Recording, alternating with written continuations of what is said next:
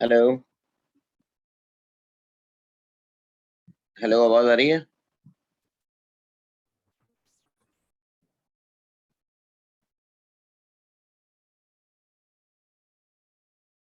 Hello.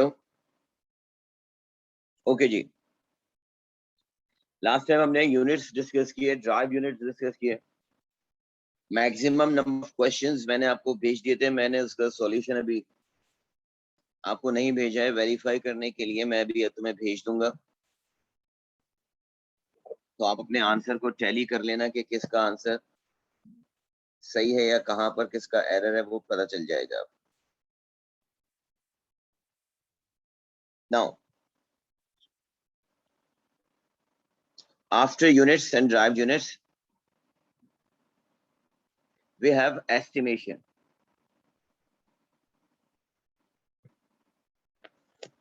Estimation क्या है? What is estimation? Estimation बेटा, write down it is. Estimation में लिखना, it is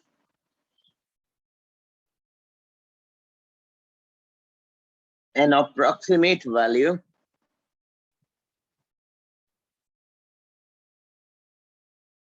it is an approximate value. For example, अब देखो इसमें तुम्हारे पास कोई वैल्यू फिक्स्ड नहीं होगी। वैल्यू हमारे पास बेसिकली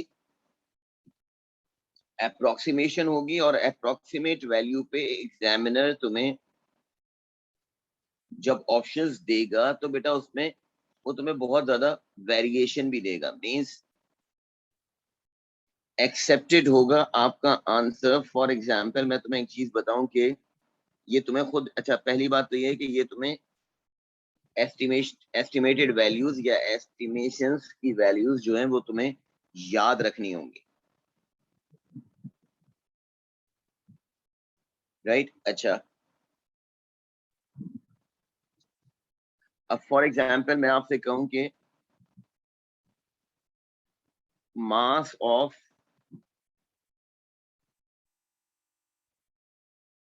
प्रोटेक्टर। अब देखो मास ऑफ प्रोटेक्टर में अगर मैं तुम्हें ऑप्शन दूं, for example A 1 gram, B 20 gram, C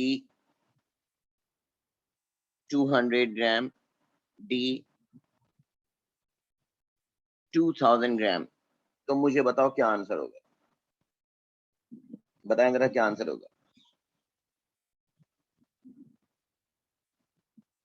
approximate 1 ग्राम। 1 ग्राम बहुत कम होता है। 1 ग्राम का मतलब पता है तुम्हें?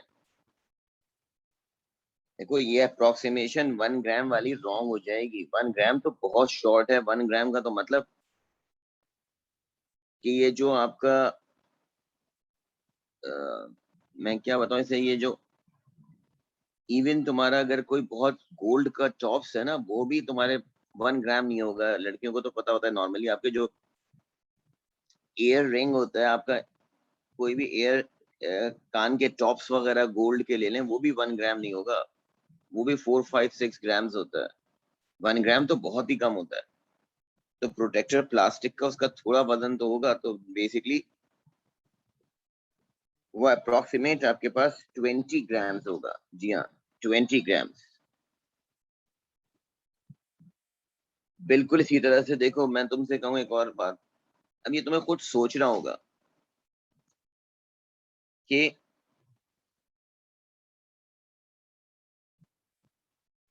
मास of an athlete A 20 kg, B 60 kg, C 100 kg, D 140 kg। एक एथलीट है,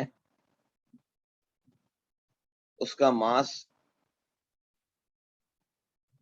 कितना होना चाहिए? अब बताओ क्या ऑप्शन होगा? 60 kg, बिल्कुल सही है। Approximate 60 kg। अच्छा, अब एक और बात बताना कि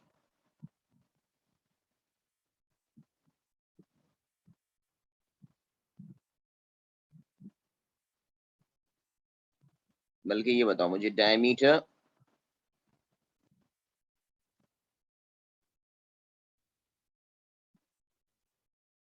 of golf ball. A 2 centimetre, B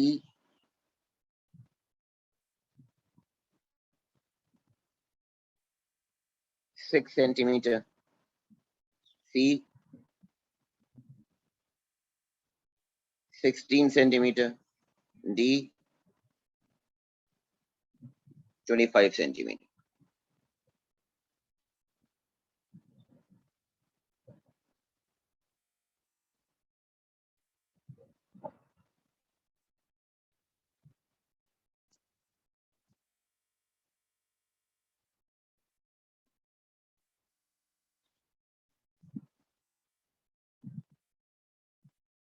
6 centimetre.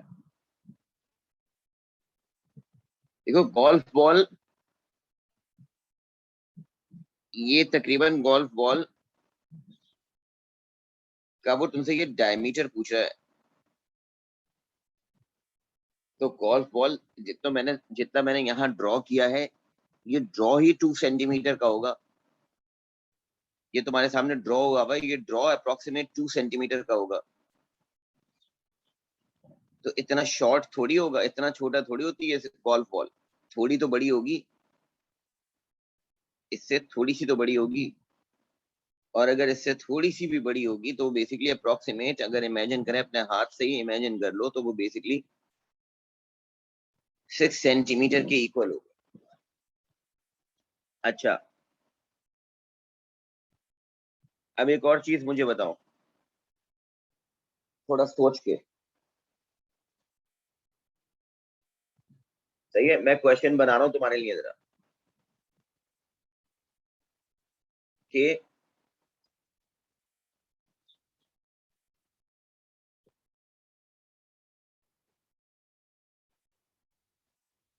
Volume of,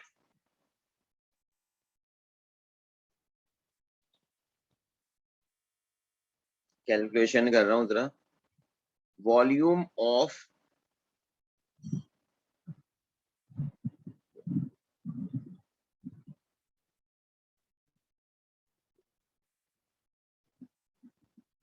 head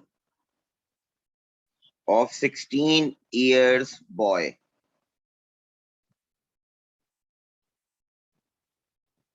Volume of a head of 16 years boy.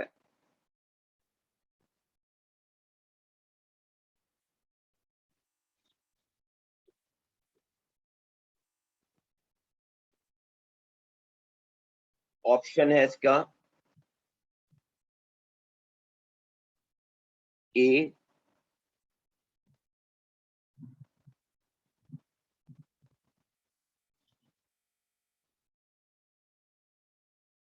For example 8 into 10 to the power minus 4 meter cube, B 80 into 10 to the power minus 4 meter cube, C 8 into 10 to the power minus 2 meter cube, D 8 into 10 to the power minus 1 meter cube। क्या answer होगा?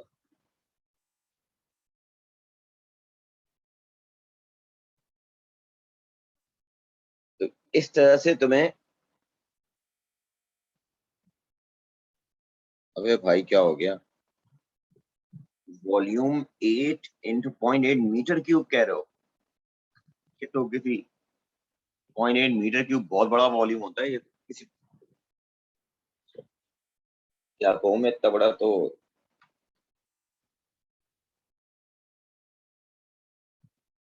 किसी देश का भी cube volume इतना बड़ा नहीं होता, इससे भी ज्यादा होगा ये तो। अच्छा अब सुने,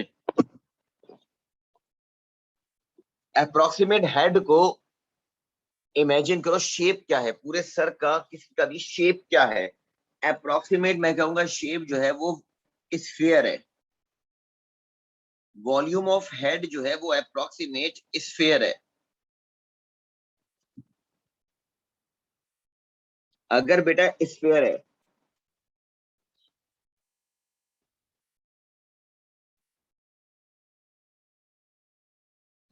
तो फिर मुझे ये बताएं कि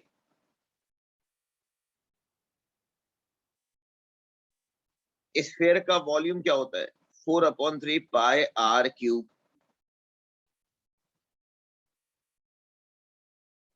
अच्छा, अब जो प्लास्टिक का स्केल है ना तुम्हारे पास, उस प्लास्टिक का स्केल रखो अपने पास,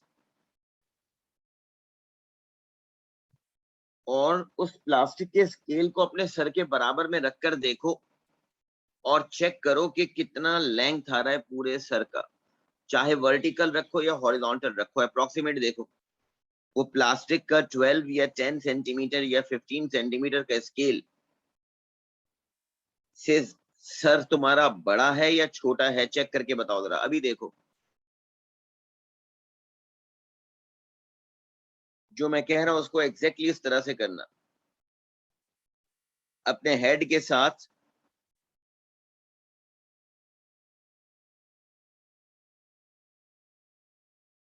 रख कर देखें प्रोटेक्टर को।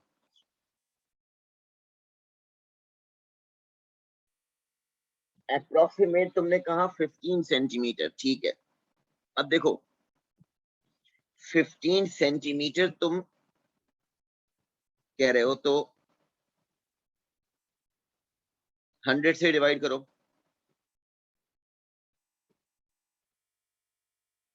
तो 0.015 का क्यूब करो, और 4/3 से मल्टीप्लाई करें। करेंगे कैलकुलेशन जो मैंने आपको बताई है।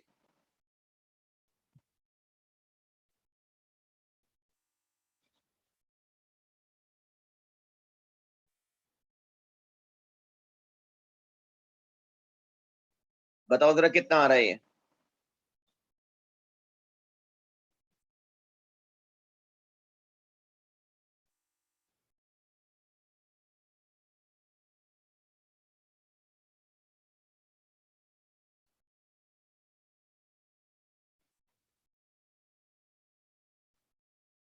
0.014 आ रहा है। 4/3 को पाई से मल्टीप्लाई भी कर दिया। गलत कर रही हो कैलकुलेशन बेटा, मेरा कैलकुलेटर पे सॉल्व करो। 0.015 का क्यूब करें आप,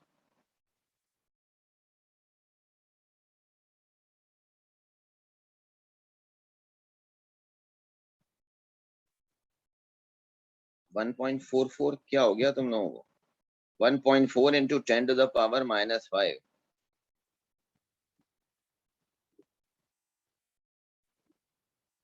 1.4 इंटू 10⁻⁻5 तुम कह रहे हो।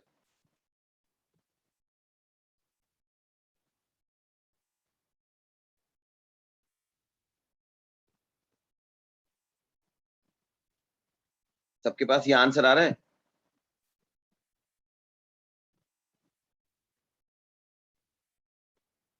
(1.4 इंटू 10⁻⁻4-5), ठीक है। इसका मतलब सबसे शॉर्टेस्ट वैल्यू, अब अगर इसको कम भी करो 1.4 को तो 1 कर लो, तो 1 इंटू 10⁻⁻5 अप्रोक्सीमेट। तो देखें यहां पर जो है तुम्हारे पास आया है ABCD। इसका मतलब है इस वैल्यू को अगर मैं पावर को खत्म कर दूं तो 0.0000014 मीटर क्यूब होगा। जबकि तुम जो मुझे ऑप्शन बता रहे थे उन ऑप्शंस में नोट करो जरा। तो ये वैल्यू आ रही है तुम्हारे पास, फर्स्ट ये वैल्यू आ रही है 0.8 मीटर क्यूब। इसको कैलकुलेट पे करते हो तो 0.08 मीटर क्यूब। इसको चेक करते हो तो 0.008 मीटर क्यूब, 0.00008 मीटर क्यूब।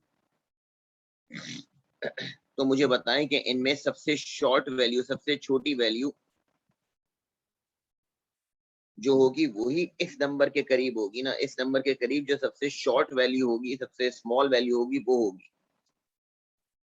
तो इनमें से कौन सी वैल्यू है वो? आप कहेंगे ये वाली वैल्यू है। A is the answer. The smallest value, yes, the smallest value which is closer to the actual value will be the approximate or estimated value. ये एस्टिमेशन की कुछ वैल्यूज हैं, और एस्टिमेटेड वैल्यूज में भी आपको एक फाइल भेज दूंगा, उसको आप देख लेना। वो एस्टिमेटेड वैल्यूज तुम्हें याद रखनी है, याद करनी होगी, राइट। बिल्कुल इसी तरह से अगर एस्टिमेशन में तुमसे कहूं और मैं कहूं तुमसे कि मुझे बताओ कि मास ऑफ एप्पल,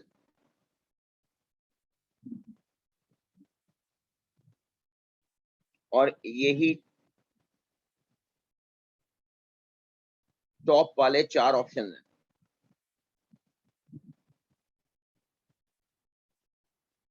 ये 4 ऑप्शन है आपके पास, ए बी सी डी। तो क्या आंसर होगा मास ऑफ एप्पल?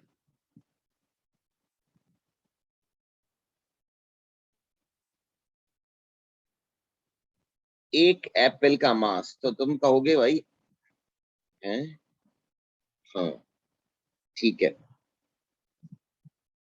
तो when we talk about mass of an apple, तो आप कहेंगे एक एप्पल में, 1 kg में, अगर लो आप 1 किलो सेब लो कहीं बाहर से, तो आप देखोगे वो हॉकर अप्रोक्सीमेटली 5 या 6 जो है वो एप्पल्स डालेगा, तो 1 किलो हो जाएंगे। तो मास ऑफ एन एप्पल में 1 किलो में अप्रोक्सीमेटली 5 या 6, और अगर 1 kg का मतलब 1000 ग्राम्स को अप्रोक्सीमेटली 5 या 6 से डिवाइड करो तो 150 या 200 या 220 इसके अप्रोक्सीमेट आएगा। बाकी तुम्हें 3 ऑप्शन सॉरी, ए सी और डी तुम्हें ऐसे दिए जाएंगे जो बिल्कुल करीब तरीन भी नहीं होंगे, हो भी नहीं सकते। देखो उसने तुम्हें ऑप्शन ही दिए, बाकी 1 ग्राम, 20 ग्राम, 2000 ग्राम हो ही नहीं सकता। आप कहेंगे mass of an apple approximate 200 gram हो सकता है, कोई तरबूज थोड़ी है जो 2 किलो का होगा, राइट। तो बेसिकली इस तरह की एस्टिमेटेड वैल्यूज तुम्हें, पहला पॉइंट तो ये है, एस्टिमेशन एक अप्रोक्सीमेट बस तुम्हें याद रखना होता है,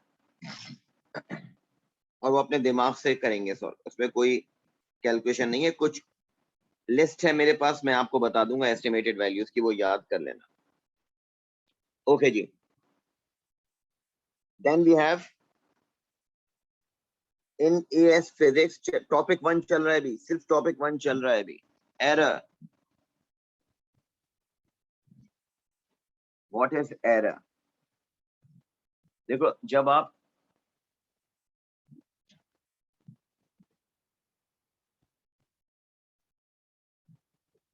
कोई भी मेजरमेंट करते हैं, जैसे फ्राइडे वाली वीडियोस में मैंने तुम्हें बताया था, देखो वर्नियर कैलिपर माइक्रोमीटर में मेजरमेंट टेक्निक्स जब मैंने तुम्हें बताई थी, उसमें स्टार्टिंग में मैंने तुमसे कहा था, अगर तुमने सारी वीडियोस गौर से देखी हैं, कि यार for example when we talk about error we say that there are 2 types of error. Number 1 is systematic error और number 2 is random error. Systematic error या मशीन एरर बेटा वो होता है कि जिसमें स्केल टूटा हुआ है। उस एग्जांपल को याद करो, स्केल टूटा हुआ है शुरू में, अब स्केल की रीडिंग स्टार्ट ही हो रही है 2 सेंटीमीटर से, तो जो भी रीडिंग आएगी उसमें से तुम 2 सेंटीमीटर को माइनस करो, ये कहलाता है positive zero error. Positive zero error का मतलब क्या है कि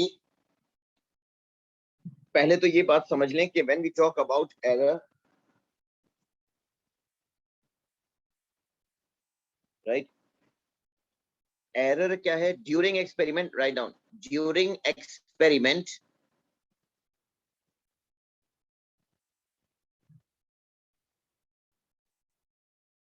readings taken by observer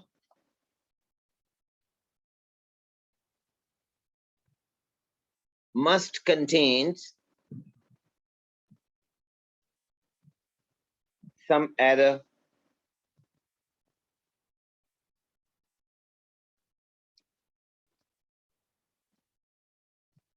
This error, देखो कोई मशीन नहीं हो तुम कि जब तुम एक्सपेरिमेंट करोगे तो तुमसे गलती नहीं होगी या एरर नहीं आएगा उसमें। मशीन होती है कि जिससे एरर ना आए। जब हम एक्सपेरिमेंट करेंगे तो there must be an error, error जरूर आएगा, and that error may be due to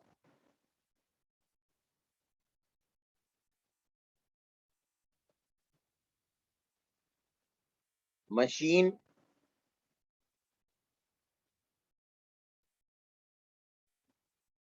और due to human error.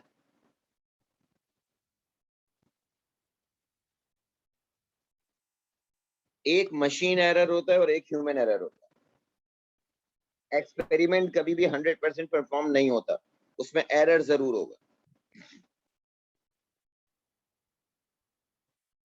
That's why we call first one is systematic or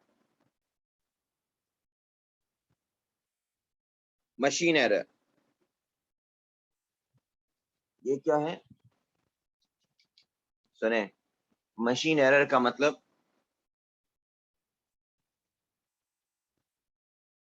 let's say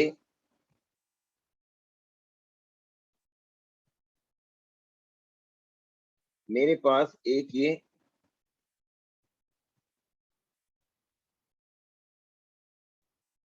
scale है,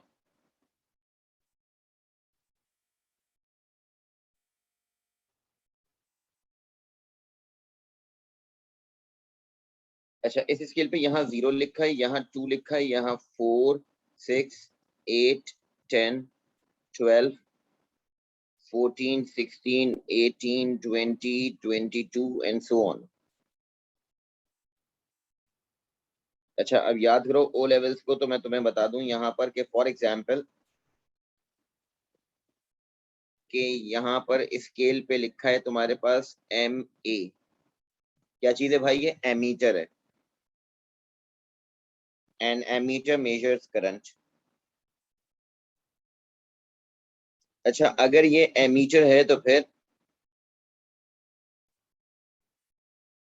इमेजिन करें कि इसका ये लेट्स से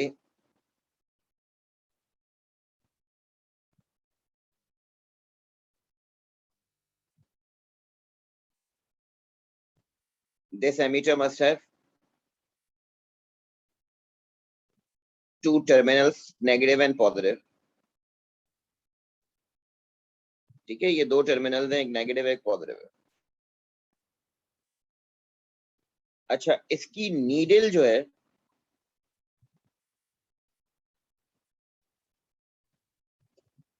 वो शुरू में लेट्स से यहां पर है, 1 और 2 के बिल्कुल बीच में। तो ये और से सुनना मेरी बात, मैं क्या कह रहा हूं, ये इनिशियल पोजीशन है।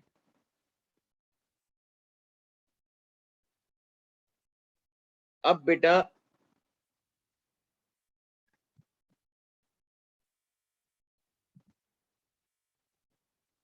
फाइनल पोजीशन में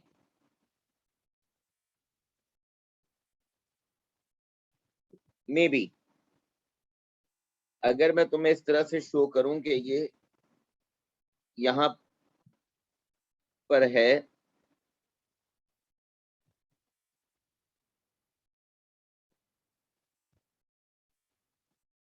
और इस पोजीशन पर स्केल पे लिखा है फॉर एग्जांपल 12 मिली एम्पेयर, तो देखो इस इनिशियल पोजीशन को हम कहते हैं पॉजिटिव जीरो एरर, और वो कितना है 1 ampere milli ampere. Reading 1 milli ampere से स्टार्ट हो रही है और फाइनल पोजीशन आ रही है 12 पे। तो मैं तुमसे कहूं कि एक्चुअल करंट कितना होगा इसमें, तो तुम कहोगे एक्चुअल करंट के लिए 12 में से 1 माइनस करेंगे तो 11 milli ampere. Positive zero error, very good, positive zero error के लिए आप या तो ये करो कि यार इस एमीटर में इनिशियल नीडल को 1 पे लेकर 0 पे लेकर आओ, मगर तुम कहो सर 0 पे नहीं ला सकते, फॉर एग्जाम्पल कि उसकी नॉब टूट गई है या कुछ भी है फॉर एग्जाम्पल। अब वेइंग मशीन है, दूसरी एग्जाम्पल दे रहा हूं, वेइंग मशीन है, इस पर अब खुद खड़े होकर वेट करने से पहले तुम इनिशियल रीडिंग चेक करते हो और इनिशियल रीडिंग आती है तुम्हारी -2, 0 से कम आ रही है, -2 kg आ रही है इनिशियल रीडिंग, -2 आ रही है, इसको कहते हैं नेगेटिव जीरो एरर। फिर मैं अपना वेट उस पर खड़ा होता हूं, मैं वेट देखता हूं अपना, तो मेरा आ रहा है 65 kg, तो मैं कहूंगा एक्चुअल मेरा वेट 65 kg नहीं है, बल्कि वो -2 से स्टार्ट हो रहा है। तो अगर स्केल तुम्हारा -2 से स्टार्ट होकर 65 तक जा रहा है तो ये रेंज आपकी बेटा कहलाएगी 67। तो बेसिकली हम क्या करते हैं कि इस 65 में ऐड करते हैं 2, तो ये आता है 67, क्योंकि 0 से -2 में भी तो ये 2 का गैप होगा। तो ये तो मैं सिर्फ समझाने के लिए बता रहा हूं कि basically when we talk about systematic error we say that any machine error or systematic error is of two types. लिखिएगा, write down systematic error, write down heading systematic error. It is the error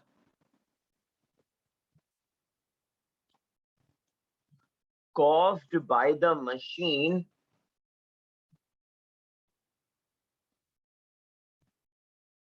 it is the error caused by the machine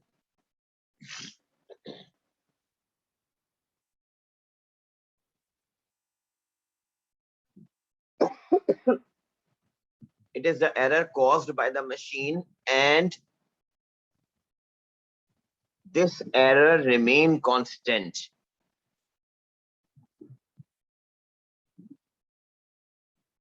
And this error remain constant. Next point likhna.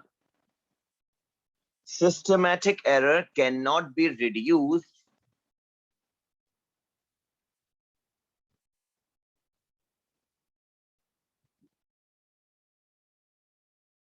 systematic error cannot be reduced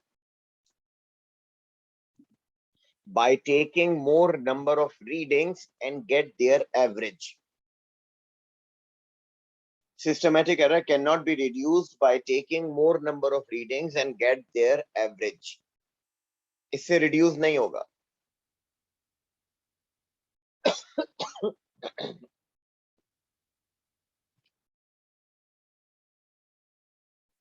Next line मेरे को for example.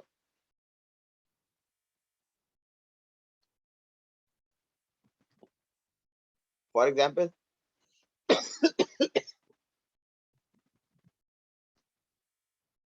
during experiment, if the room is hot, during experiment, if the room is hot and it affects reading,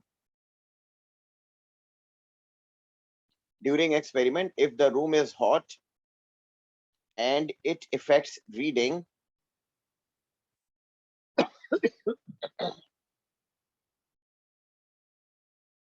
then after taking multiple readings,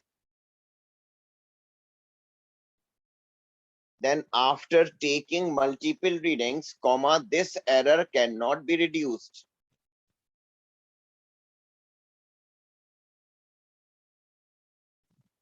After taking multiple readings,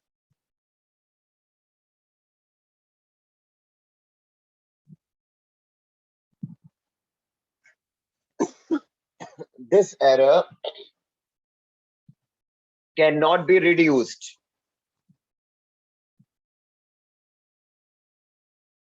experiment के between हवा चल रही है, for example, या experiment के between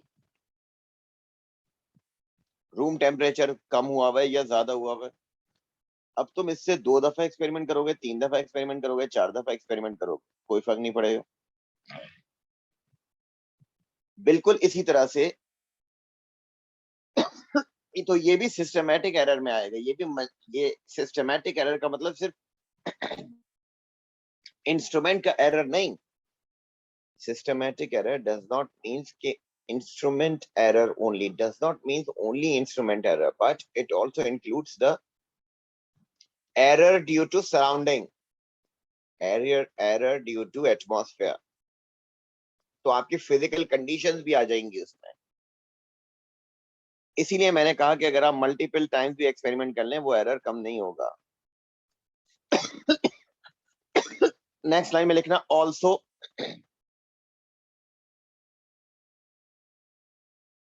the machine error is of 2 types. Also, the machine error is of 2 types.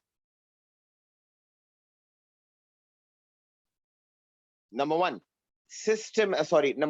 positive zero error.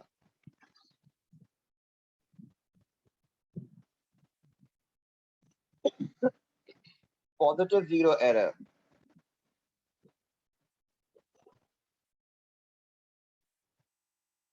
When we talk about positive zero error, तो देखो positive zero error क्या है कि write down when the initial reading is greater than 0. When initial reading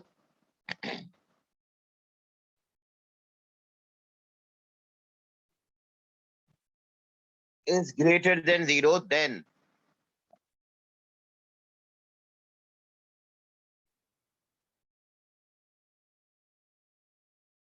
after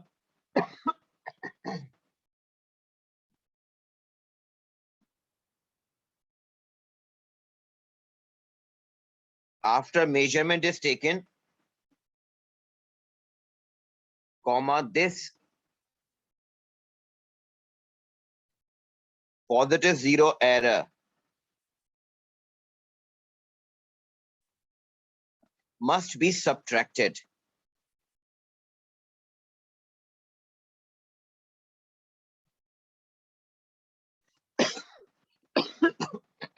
Positive zero error must be subtracted.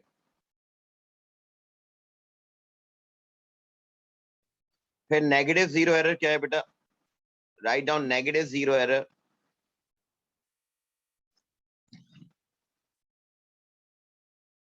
If the initial scale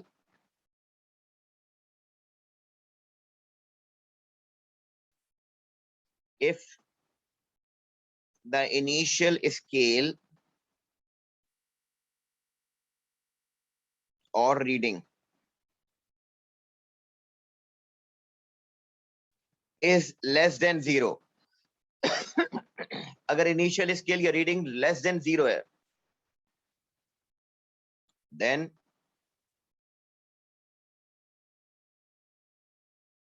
this value must be added.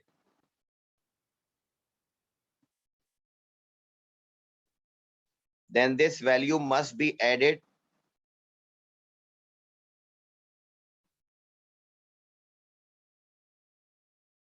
In the measurement taken, ये value को अब add करोगे तुम measurement में,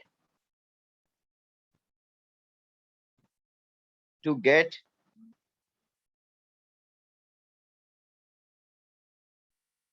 the accurate, to get the accurate value.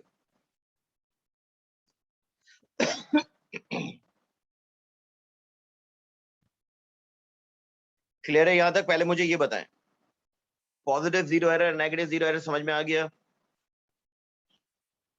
अगर initial reading zero से ज्यादा होगी तो वो सब्ट्रैक्ट करोगे बेटा, और अगर इनिशियल रीडिंग जीरो से कम होगी तो ऐड करोगे।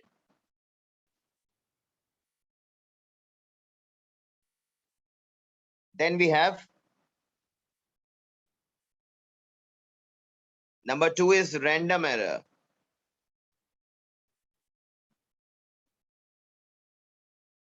अब रैंडम एरर को जो तुम ओ लेवल में फिजिक्स में एटीपी में थोड़ा बहुत तुमने पढ़ा था कि अगर कोई एरर आ जाए तो रीडिंग को इम्प्रूव कैसे करते हैं, तो हम कहते हैं रीडिंग को इम्प्रूव करते हैं हम by taking more number of readings and get their average. इसी रैंडम एरर को लिख लें, रैंडम एरर, हाँ मीन वेरी गुड, लिखो random error, it is the error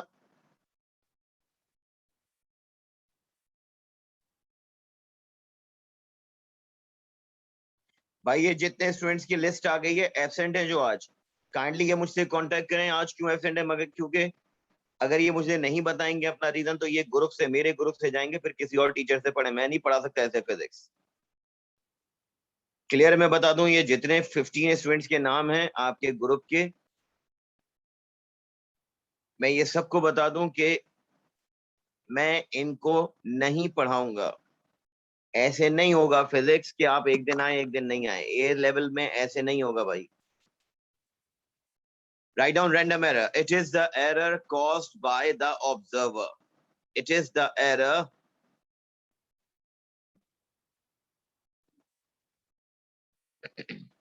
it is the error caused by the observer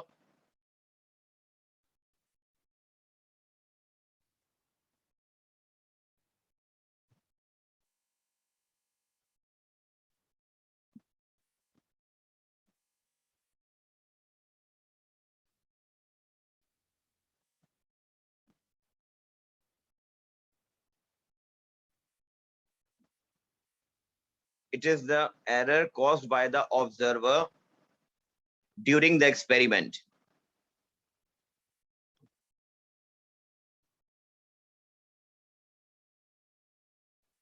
Full stop. This error can be reduced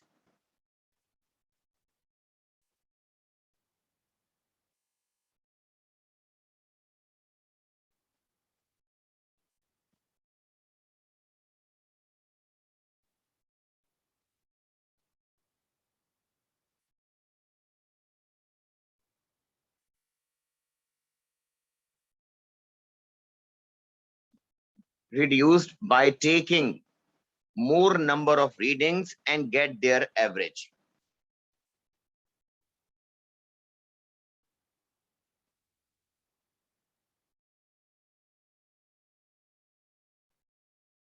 More number of readings and get their average.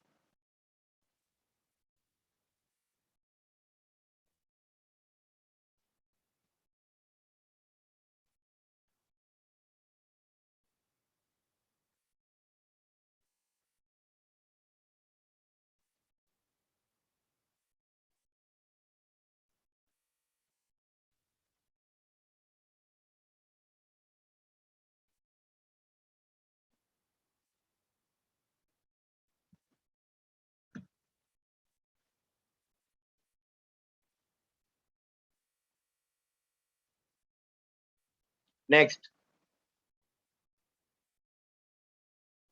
random error can also be reduced by changing an observer. ये भी याद रखना कि अगर दो students हैं,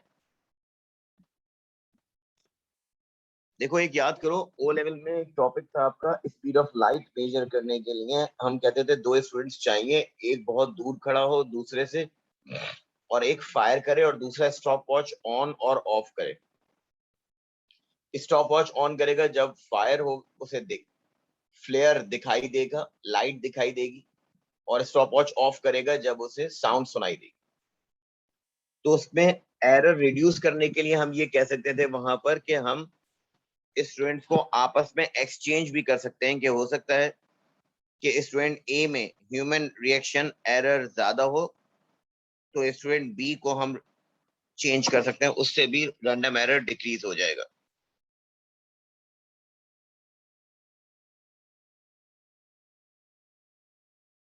बेटा जिसका प्रॉब्लम है वो मुझे डायरेक्ट खुद बताएगा, या उनके पेरेंट्स से मैं बात करूंगा, राइट? ऐसा नहीं होगा कि कोई सिर्फ मुझे मैसेज कर दे कि सर ये हो गया था।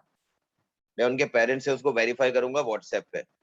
तो काइंडली उनको बता दें कि जो भी मुझे मैसेज कर रहा है, मैसेज जिस वक्त करे उसके साथ साथ अपने पेरेंट्स को करीब रखे, क्योंकि जो मुझे मैसेज करेगा मैं उसके पेरेंट्स को कॉल, उसी वक्त व्हाट्सएप पे कॉल करके उनके पेरेंट्स से बात करूँ। अच्छा जी, नेक्स्ट।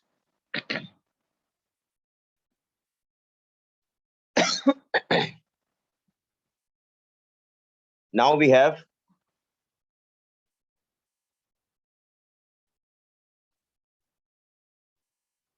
One important point. इसी एरर में एक है तुम्हारे पास precision and accuracy. There are two terms, precision और एक्यूरेसी।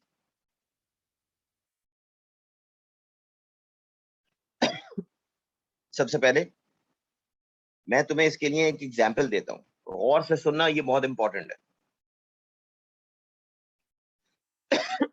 बेटा लेट्स से एक एक्सपेरिमेंट परफॉर्म करते हैं, और मैं तुम में से 4 स्टूडेंट्स को पिक करता हूं।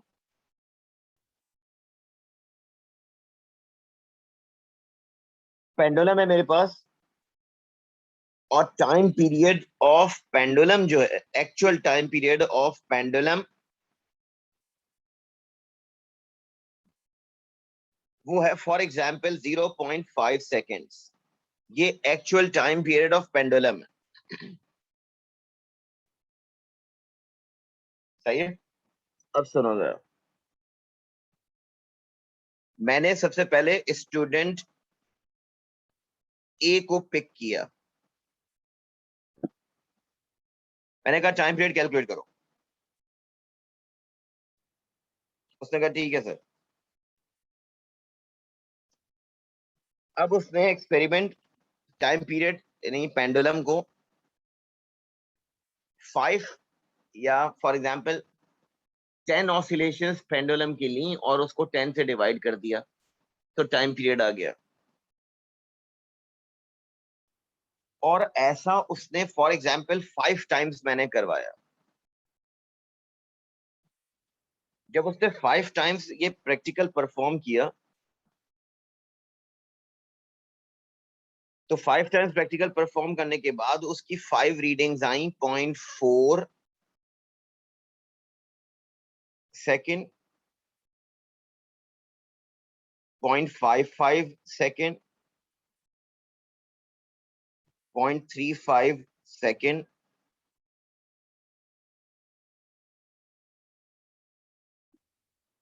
0.30 सेकेंड। कैलकुलेटर उठाओ, कैलकुलेटर उठाओ जरा, और इन सबको ऐड करना। 0.4 प्लस 0.55 प्लस 0.35 प्लस 0.3 प्लस, और एक रीडिंग आई 0.32 सेकेंड। अब मुझे बताएं, अगर ये स्टूडेंट ए है और इसने ये 5 एक्सपेरिमेंट किए, 5 टाइम्स एक्सपेरिमेंट परफॉर्म किया, तो इसकी एवरेज वैल्यू क्या आ रही है? अगर मैं तुमसे कहूं एवरेज वैल्यू क्या आ रही है और रेंज ऑफ वैल्यूज क्या आ रही है, दो चीजें पूछूंगा मैं तुमसे, कि मुझे बताओ एवरेज वैल्यू और range of values.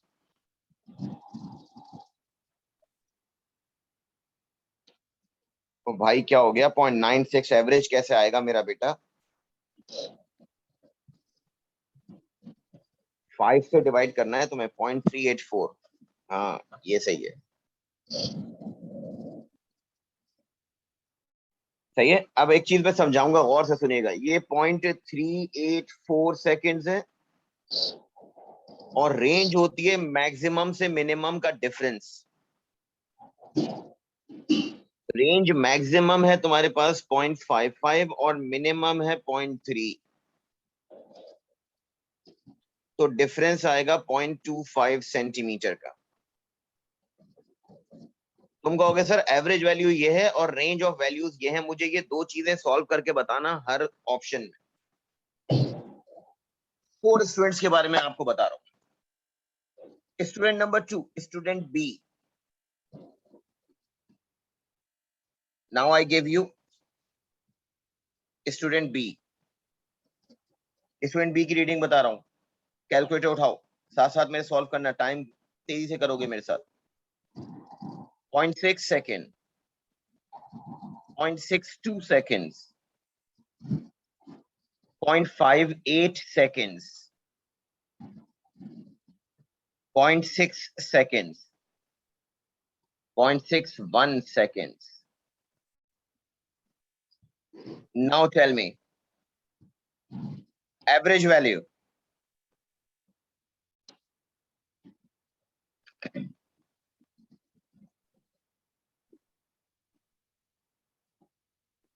Point 602. Good.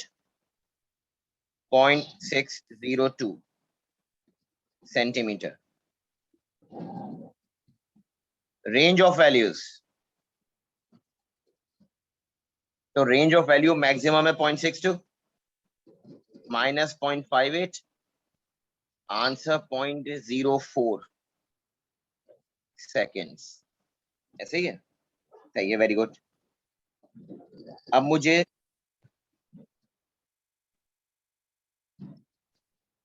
Student सी का देखें। स्टूडेंट सी,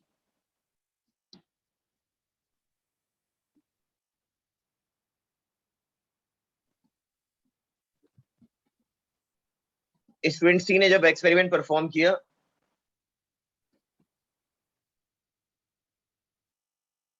तो फिर इसकी reading I 0.45, 0.54, 0.6, 0.43, 0.42.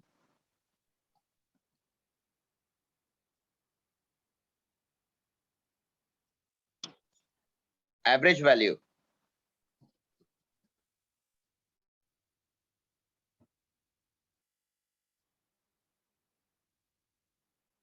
Range of values. आपने कहा रेंज, एवरेज वैल्यू आ रही है 0.488,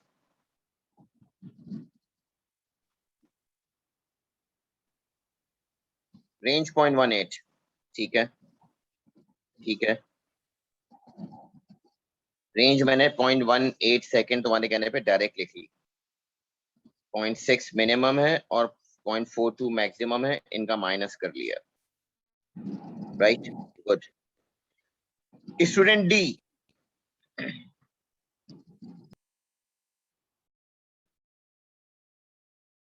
अब स्टूडेंट डी का जो था वो रीडिंग थी 0.52, 0.47, 0.48, 0.51, 0.53.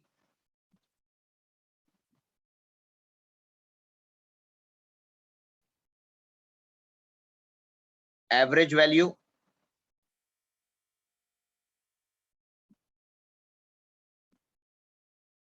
range of value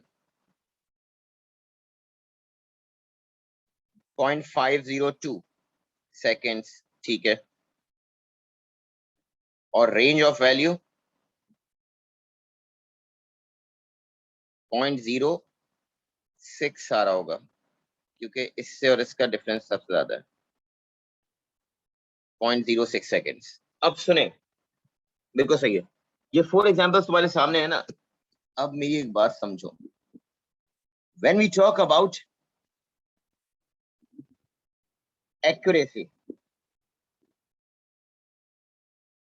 accuracy means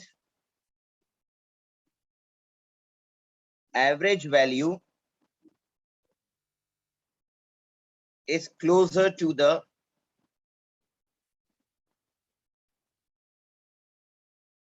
actual value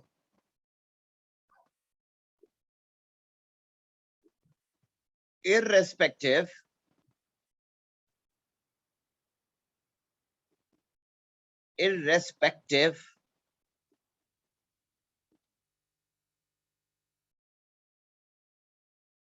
of range.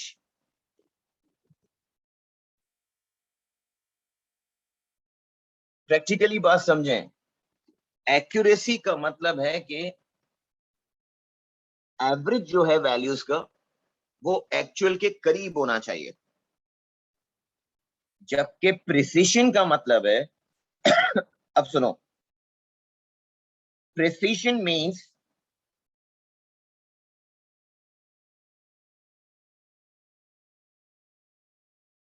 range of values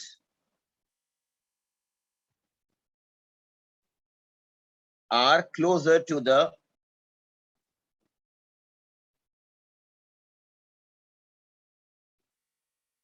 actual value.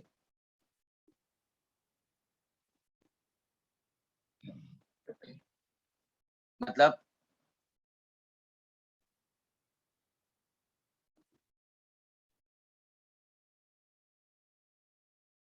बल्कि इसको ऐसे लिख लो, range of values are closer to the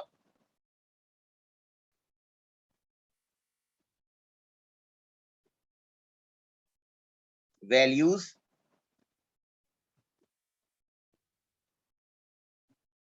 among themselves. Closer to the values, range of values are closer to the values among themselves irrespective of actual value.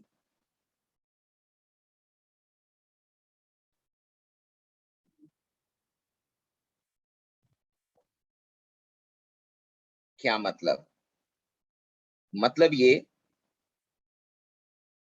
कि मैं तुमसे एक सवाल पूछ रहा हूं, उसका जवाब देना। टाइम पीरियड मैंने कैलकुलेट किया, एक दफा वो आया 0.9 या 0.8, 0.8, फिर मैंने कैलकुलेट किया, एरर आया 0.2। अच्छा, 0.08 और 0.02 का एवरेज करना जरा, 0.08 प्लस 0.02 का एवरेज करोगे, ऐड करके डिवाइडेड बाय 2 करोगे तो वो आंसर देगा तुम्हें 0.5, वो तो एक्चुअली आ जाएगा। तो कभी भी एक्यूरेट वैल्यूज जो हैं वो गुड एक्सपेरिमेंट नहीं होता। हमेशा गुड एक्सपेरिमेंट का मतलब ये है कि वैल्यूज आपस में क्लोज भी हो और एक्चुअल के करीब भी हो। समझना जरा, एक्यूरेसी का ताल्लुक है एवरेज से। एक्यूरेसी डिपेंड्स अपॉन एवरेज, कि एवरेज एक्चुअल के करीब होना चाहिए। एवरेज चाहे उनमें कितनी वेरिएशन क्यों ना हो, एवरेज एक्चुअल के करीब होना चाहिए। Accuracy means average close to the actual, जो मैंने लिखा है, average value close to the actual. Precision means range of values closer to each other themselves. अब अगर नोट करो student A, student B, student C और स्टूडेंट डी को, तो कंपैरेटिवली पहले एक्यूरेसी की बात करना। एक्चुअल ये है 0.5, तो जब भी मैं एक्यूरेसी की बात करूंगा तो तुम फॉरन एक्यूरेसी को देखकर तुम देखोगे कि रेंज, सॉरी, एक्यूरेसी का ताल्लुक है एवरेज से, एवरेज वैल्यू से। प्रेसिशन का ताल्लुक है रेंज ऑफ वैल्यूज से। इसका मतलब अगर 0.5 लिखा है मैंने और एवरेज 0.384 है, तो इसको हम कहेंगे बैड एक्यूरेसी। अभी सिर्फ एक्यूरेसी बता रहा हूं। स्टूडेंट 2 0.602 एवरेज वैल्यू है, इसका मतलब बैड एक्यूरेसी।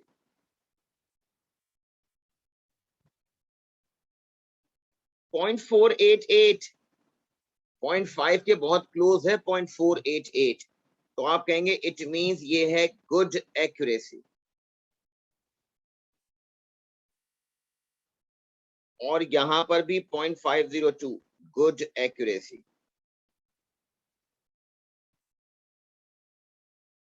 एक्यूरेसी का मतलब एवरेज जो है वो करीब तरीन होना चाहिए। जब सबको ऐड करेंगे divided by number of reading करेंगे तो एक्चुअल के करीब होना चाहिए, ये एक्यूरेसी है। एक्यूरेसी एवरेज डिपेंडेंट है। अब प्रिसीजन पे आ जाओ। प्रिसीजन कहता है भाई एवरेज जरूरी नहीं है, रीडिंग का आपस में करीब होना जरूरी है।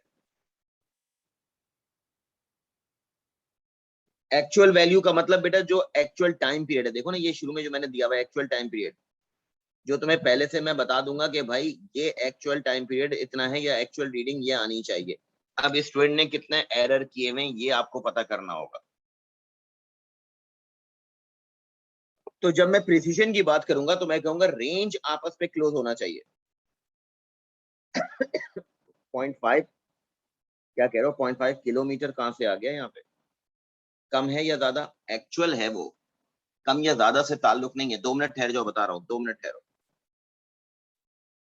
अब देखो प्रिसीजन का मतलब रेंज ऑफ वैल्यूज है, का मतलब पहले वाले में देखो रेंज, बैड प्रिसीजन, रेंज बहुत ज्यादा है, इसको आप कहेंगे बैड प्रिसीजन। सेकेंड वाले में रेंज देखो 0.04 है, इसको आप कहोगे गुड प्रिसीजन।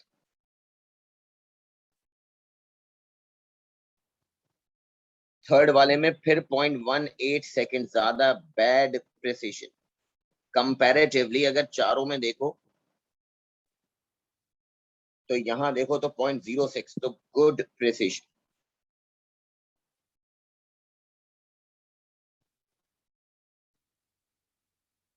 गुड प्रिसीजन का मतलब, तो इसमें से सबसे बेस्ट स्टूडेंट कौन सा है, तो आप कहेंगे इनमें से सबसे बेस्ट स्टूडेंट की रीडिंग स्टूडेंट डी है, जिसकी रीडिंग गुड एक्यूरेट भी, गुड एक्यूरेसी भी है और गुड प्रिसीजन भी है, यानी कि रीडिंग आपस में भी क्लोज है और उनका एवरेज भी एक्चुअल से क्लोज है। आपस में भी क्लोज है, उनका एवरेज एक्चुअल से भी क्लोज है। आपस में क्लोज होना प्रिसीजन, एवरेज से क्लोज होना एक्यूरेसी। एवरेज का होना accuracy, remember.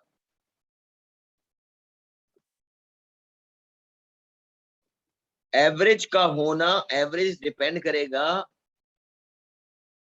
Remember average depend करेगा एक्यूरेसी और रेंज डिपेंड करेगी precision.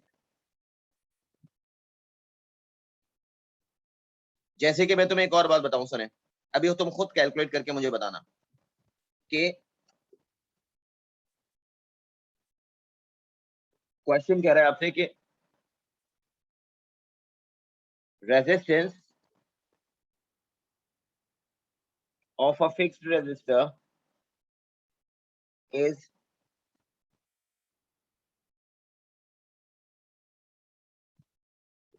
12 ohms.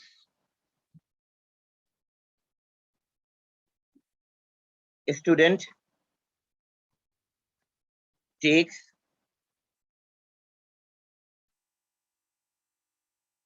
5 readings as shown.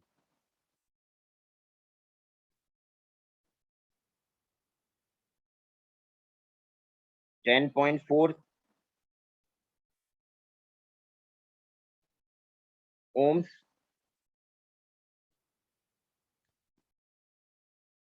11.9 ohms, 12.2 ohms, 10.6 ohms.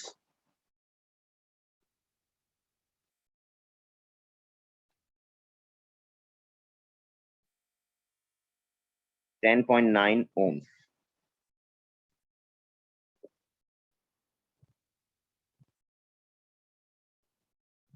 ये है फर्स्ट स्टूडेंट। अब मुझे बताओ ये है सेकंड स्टूडेंट।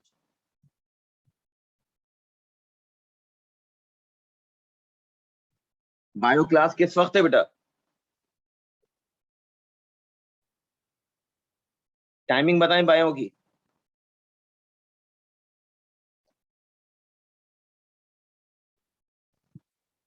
12 बजे अभी है।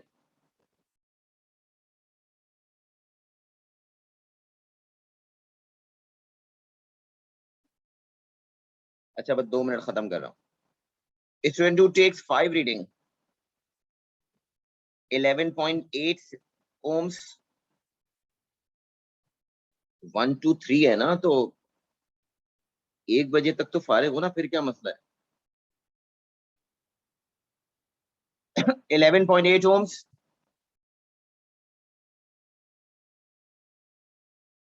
12.1 ohms 12.3 ohms 11.9 ohms 12.1 ohms। Alishba बेटा, आप या बाकी स्टूडेंट्स ये समझें कि आपस में करीब होने का मतलब ये है जो मैंने लिखा है।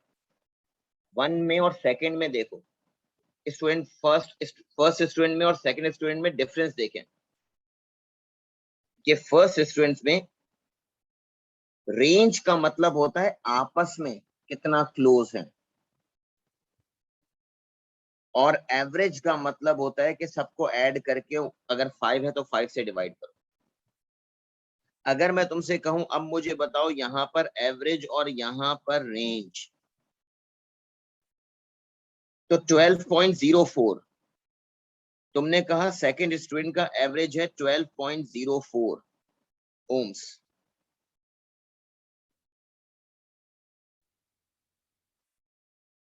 और आपने कहा कि फर्स्ट स्टूडेंट का एवरेज है 11.2 ओम्स। अब मुझे बताओ कौन सी रीडिंग ज्यादा एक्यूरेट है, स्टूडेंट 1 या स्टूडेंट 2? गुड एक्यूरेसी किसकी कहोगे? गुड एक्यूरेसी किसकी कहोगे? गुड एक्यूरेसी पूछ रहा हूं। हाँ, गुड एक्यूरेसी मतलब average close to the actual value होना चाहिए। एक्चुअल का मतलब जो उसने कहा था कि रेजिस्टर की वैल्यू 12 ओम्स है, एक्यूरेसी समझ लें। एक्यूरेसी का मतलब average value close to the actual value होनी चाहिए, जो ट्रू वैल्यू भी कहलाती है। फिजिक्स में ट्रू वैल्यू या एक्चुअल वैल्यू इसको कहते हैं 12 ओम्स को। That is a true value और एक्चुअल वैल्यू। तो आप कहेंगे स्टूडेंट 1 जो है वो इसकी बैड एक्यूरेसी है और इसकी गुड एक्यूरेसी है। ये किसको नहीं समझ में आया पहले ये पूछे। Is that clear? एक्यूरेसी समझ में आ गई? Bad accuracy, good accuracy. Accuracy का मतलब एवरेज। एवरेज करो, एवरेज करने के बाद जो आंसर आए वो सवाल में दी हुई वैल्यू के करीब होना चाहिए, तो आप कहेंगे गुड एक्यूरेसी। अब आ जाए प्रिसिशन। प्रिसिशन का मतलब रेंज छोटी होनी चाहिए कंपैरेटिवली। ऊपर वाले में तो देखो रेंज है तुम्हारे पास। हाँ शाबाश, अब समझ में आई ना बात तुम्हें। ये मैक्सिमम 12.2 और मिनिमम है 10.4, तो रेंज आ रही है इसकी 1.8 ओम्स। शाबाश, गुड। और सेकंड वाले में मैक्सिमम है 12.3 और मिनिमम है 11.8, तो सेकंड वाले का आंसर है 0.08 ओम्स। तो इसका मतलब रेंज स्मॉल है, इररेस्पेक्टिव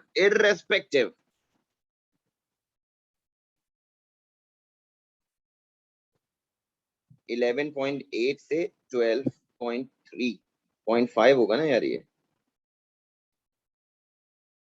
हाँ 0.5 होगा, सही है बेटा, सही है सही है सही है।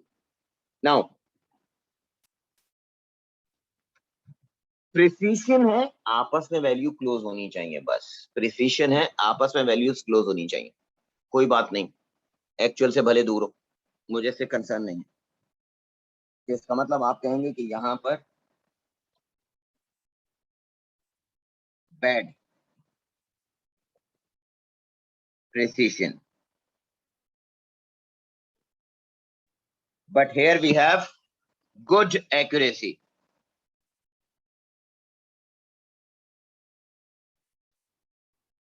Is that clear? Now, biology की में से 1 बजे क्लास है, वो कह रहे हैं बच्चे।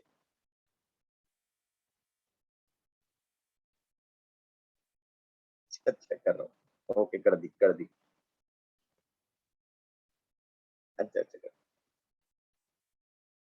आप लोगों में से बायोलॉजी केमिस्ट्री की किसी की है क्या क्लास? भाई आपकी केमिस्ट्री क्लास है, वो कह रही है, मिस कह रही है।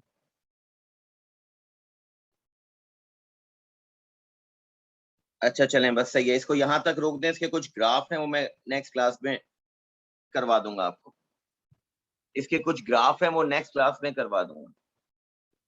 अच्छा अभी इस जो है ना ये मंडे ट्यूसडे वेडनेसडे को मैं क्लास लूंगा, 9 मुहर्रम को सुबह में क्लास लूंगा, अगर कैंपस ऑफ हो जाता है तो मेरी क्लास होगी, 1 घंटे की क्लास लूंगा बस, उसमें ये 1-2 चीजें करवानी है मुझे, तो हो सकता है आपके ग्रुप सी और ई की कंबाइंड क्लास ले लूं, तो मैं आपको बता दूंगा, ठीक है, ग्रुप में बता दूंगा, आपके व्हाट्सएप के ग्रुप में। ओके बेटा, अल्लाह हाफिज, अल्लाह हाफिज। इसको यहीं से कंटिन्यू करेंगे, अभी ये कंप्लीट नहीं हुआ है, इसको यहाँ से ही कंटिन्यू करेंगे।